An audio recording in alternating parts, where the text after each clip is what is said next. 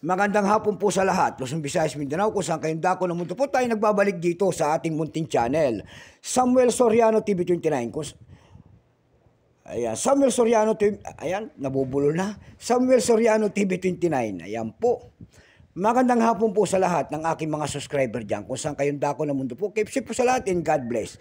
Maraming salamat po sa lahat ng aking mga subscriber dito sa aking munting channel. Ayan po. At yun naman pong mga senior citizen dyan na nakapapanood dito sa aking munting channel, ayan po. Keep safe po sa lahat and God bless kung saan kayong dako ng mundo. Yun naman pong nanonood po at hindi pa po nakapag-subscribe dito sa aking munting channel, ayan. Aanyayahan ko sana kayo at malaking tulong na po ang inyong gagawin tulad ng pagpindot ng ating subscribe button, like and share para ma-update po kayo sa mga latest ko pang gagawin mga video po. Ang pag-usapan po natin ngayon ay pera po ng Australia. Ayan, pera po ng year Australia, year 1968 po, ayan. Marami tayo napapanood dito doon sa isang vlogger na panood ko noong nakarang araw ito, itong year 1968 daw, ayan. Ito po daw, napakaswerte natin pag nagkaroon ng ganito, ayan. At rare coins daw to, sinasabi niya baka pagdating ng araw, ayan.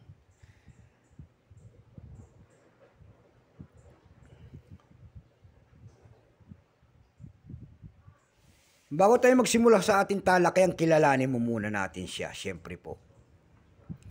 Issue po Australia.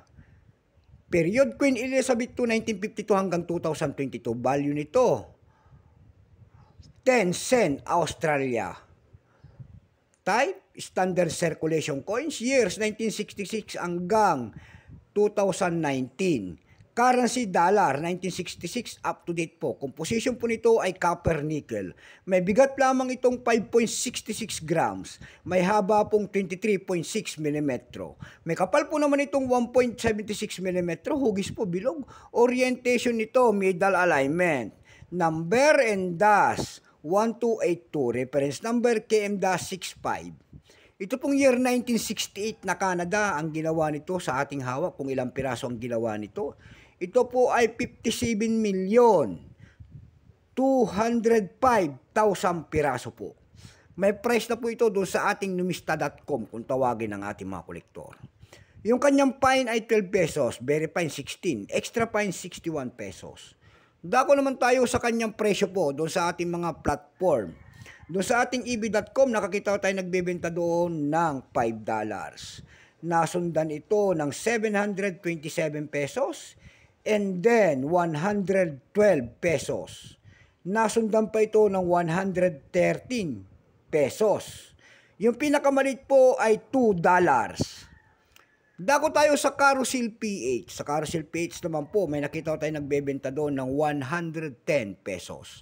Ayun lamang po ang aking may babahaging kanyang presyo po at sagad na. Baka mayroon po kayong mga ganito po. Ayan, buying po tayo ng mga world coins. Kaso nga lang bultuhan at hindi pa po mahal ang mga ganito.